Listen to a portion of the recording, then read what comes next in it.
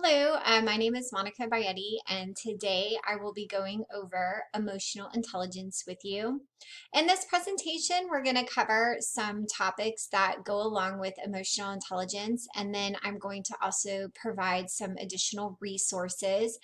Just in case those topics do interest you, you could maybe follow them up with some supplemental material that would be beneficial. And also maybe you'll find some other stuff that you like. So anyways, let's get started, and I hope you like the presentation. So emotional intelligence, the most credit for development in this theory generally goes to Daniel Goleman. While he wasn't the first, he definitely is the one who has developed the most probably out of emotional intelligence and therefore given the most credit. So this is his book on emotional intelligence, why it can matter more than IQ. And what this book offers is it provides insight into our two minds, the rationale and the emotional, and how together they shape our destiny. USA Today said it's a thoughtfully written, persuasive account explaining emotional intelligence and why it can be crucial. So let's start off with a video developing emotional intelligence.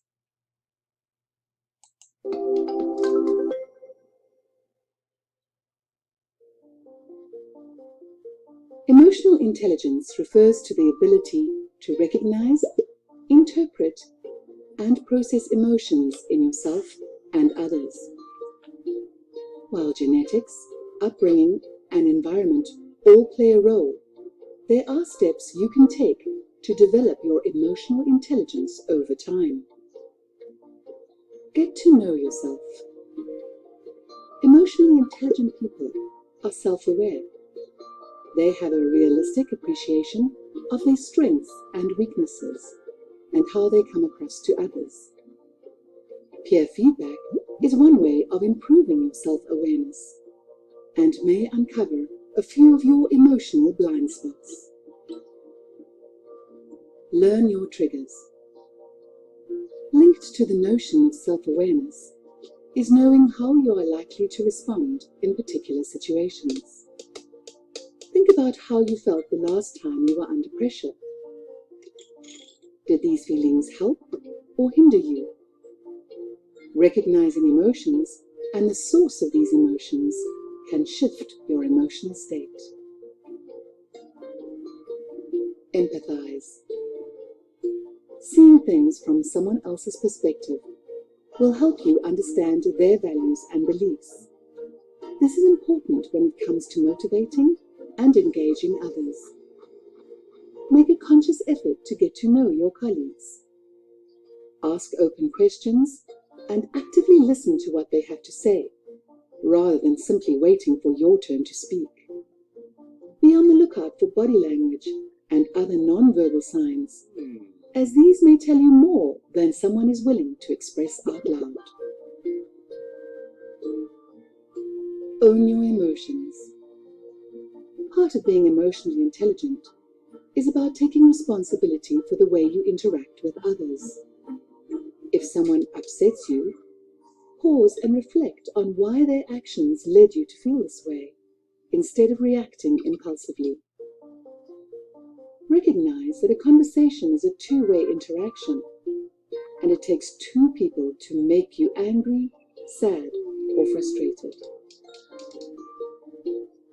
Go with your gut. Finally, listen to your body. If your stomach starts doing backflips every time you speak to a senior manager, or your muscles tense up before you go into a meeting, what does this tell you? Counterintuitive as it might seem, emotions can be a valuable source of information when making rational decisions at work. Remember, emotional intelligence isn't about suppressing emotions. It's about learning how to recognize, process, and channel them in a way that benefits you and your team. Enhancing your emotional intelligence requires effort, but it can be achieved with sustained practice.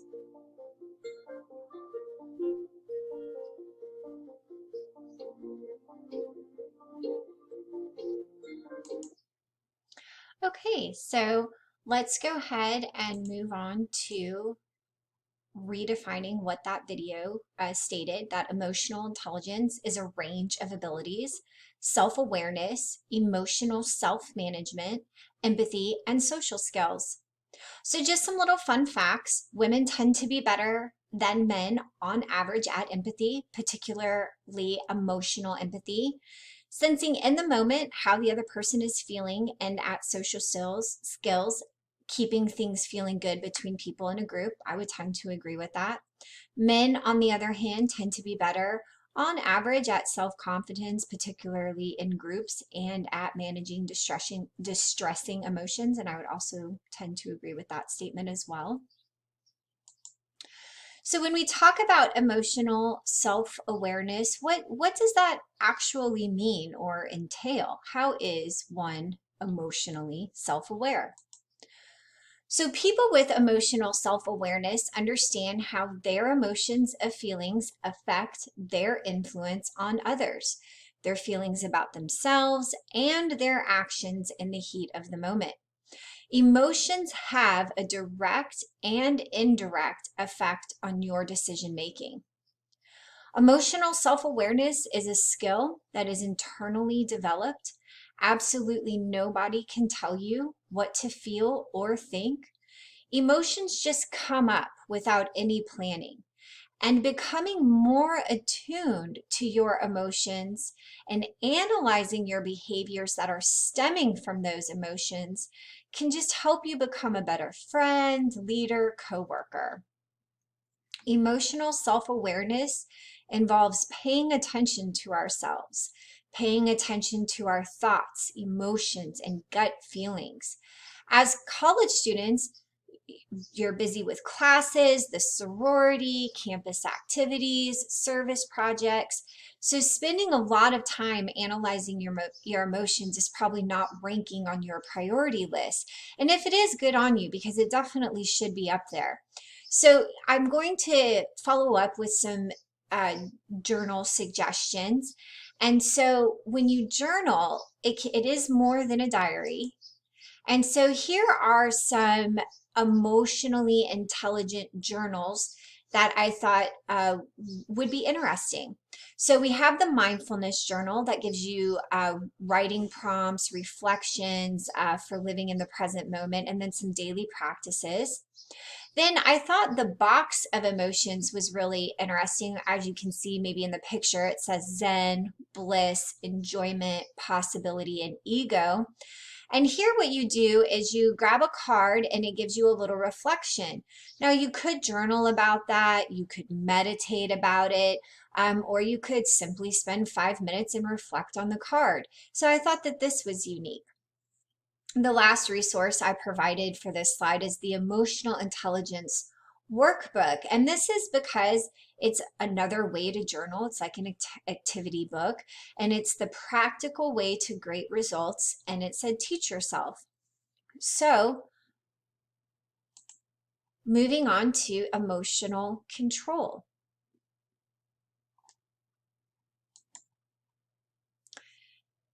Jean Siegel writes in Raising Your Emotional Intelligence, it is our emotions that release us from paralysis and motivate us to act.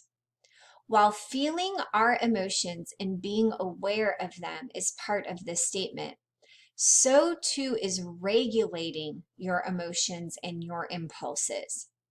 Increasing your emotional intelligence means being conscious of what you are feeling, how that is impacting you, and knowing how to show those emotions and knowing when to control those emotions.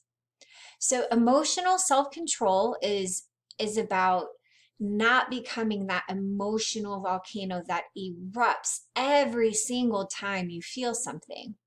Developing this self-control means recognizing how stress factors into your own ability to control your emotions. Emotional self-control enables you to have confidence in demonstrating your emotions appropriately, knowing when to say no and when to let it out. Emotional self-control focuses on your ability to know yourself well enough to monitor your feelings and impulses to control them. This doesn't mean repressing what you feel. It means being able to assess the situation and constructively express what you feel. We all know that you cannot control what you are feeling. Emotions happen. However, you can control what you do with your feelings. Do you share them? And if you do share them, how do you share them? When is the right time to share them? With whom do you share? All of these questions are the correct questions you should be asking yourselves on how to hone the ability of controlling those emotions. Practicing habits such as mindful acceptance of emotions, shifting attention away from the source of negative emotions, or reframing emotional situations such as thinking about a setback or a mistake as an opportunity to learn. Here's an example. So, about 8 years ago, I wanted to have my own health and wellness shop, and I wanted to provide resources on organic gardening.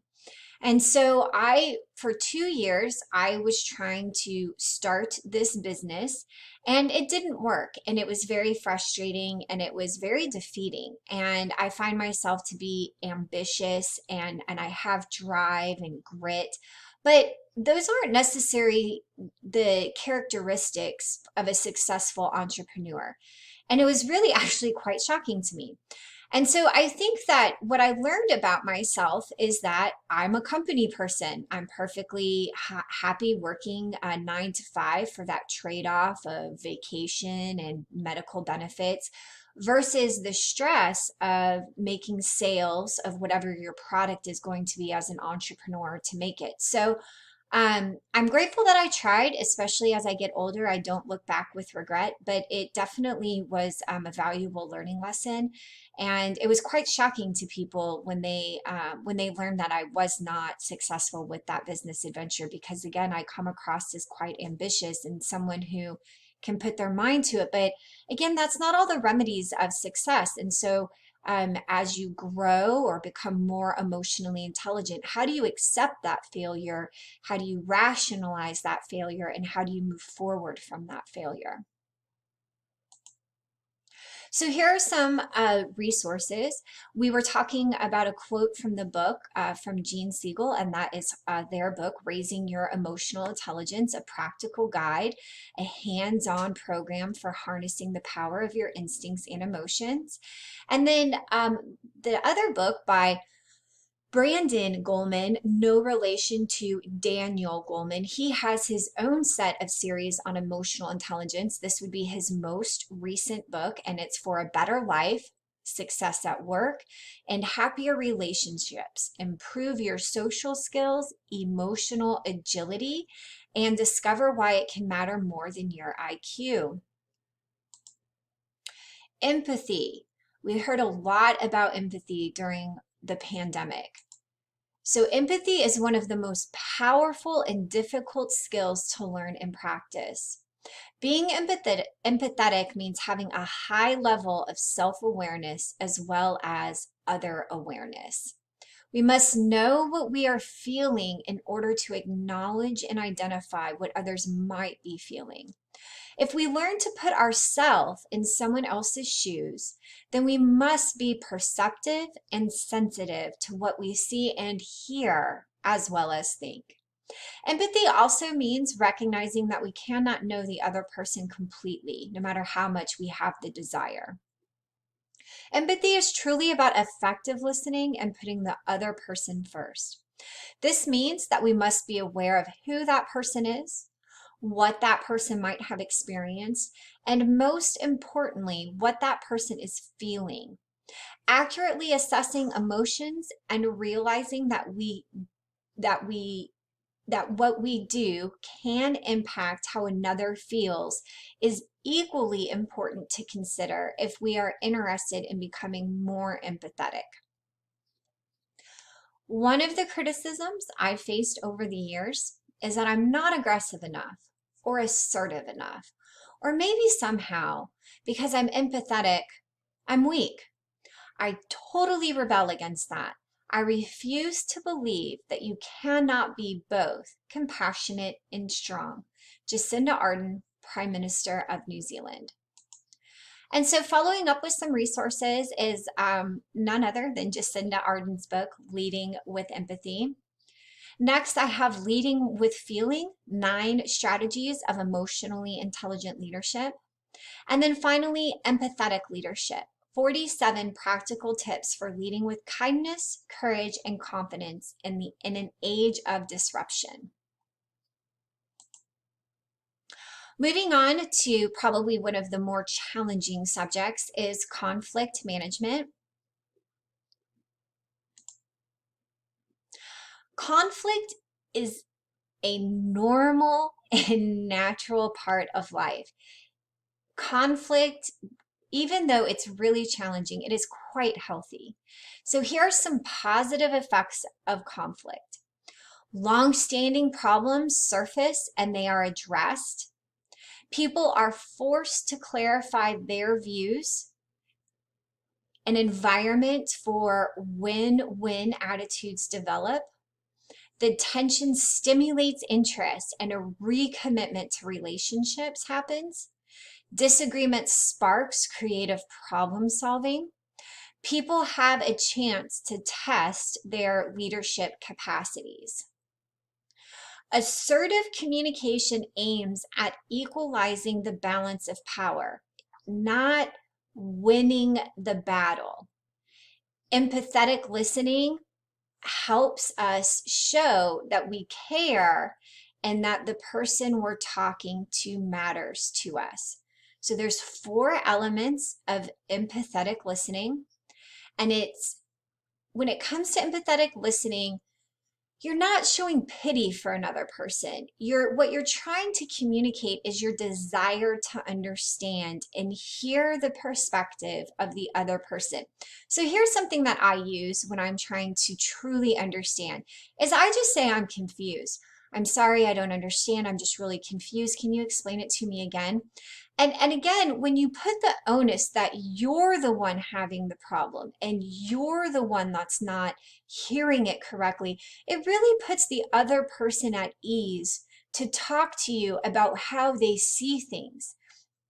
So some of the benefits of empathetic listening is that it strengthens relationships and it diffuses emotions because the listener communicates their understanding as it goes along. Now, again, if you're not understanding, putting that onus on you helps the person explaining feel more relaxed because you want to understand, you really do. You're just not understanding for whatever reason.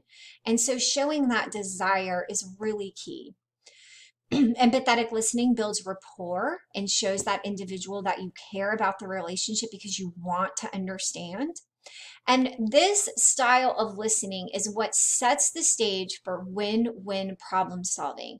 Because based on the conversation of how much you want me to understand and how much progress we gain in understanding, then that's how you hope to find the middle.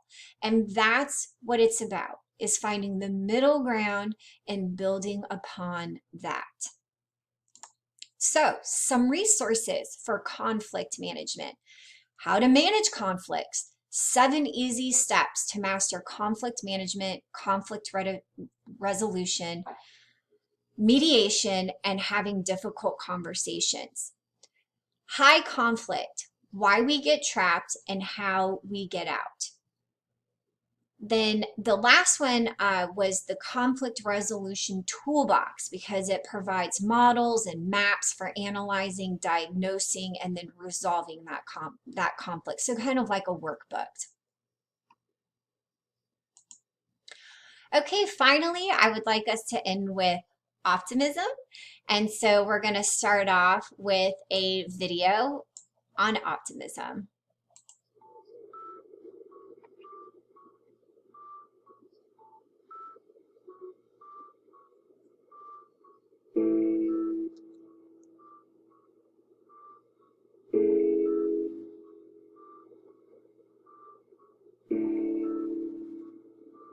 How would I define optimism?